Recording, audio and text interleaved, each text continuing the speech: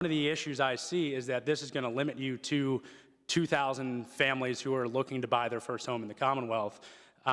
Rather than a new government program that's going to be just straight up grant funding that is now putting in the hands of the department to figure out who gets what, I would propose that we examine other opportunities such as tax cuts through either a realty transfer tax exemption or through a tax deduction for PMI. As we know, closing costs are the biggest barrier to home ownership for people.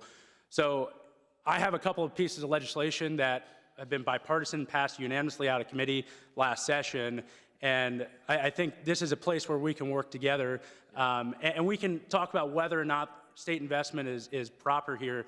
But I think before we even get to deciding a grant program, we can look at an average, an RTT exemption for first-time home buyers. In the 87th district I represent in Cumberland County, the median home price is $500,000. So we're talking about letting anyone who wants to buy the median home in my district and in places across the Commonwealth, suburbs of Philly and Pittsburgh that are going to be around the same margin, to be able to save even more than that $2,000 would allow them. The other thing I think a broad-based exemption would do is level the playing field. My concern with a new $10 million grant program is picking winners and losers based on regions of the state or whatnot.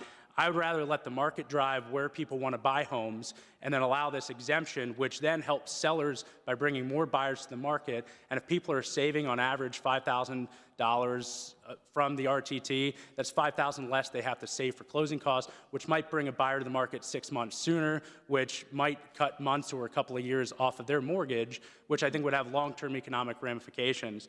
So I'd love to explore how a program like that might affect home buyer numbers, as well as something like a private mortgage insurance tax deduction, which, as we know, PMI for people now putting down 20% is near impossible for most Pennsylvanians looking to buy a home.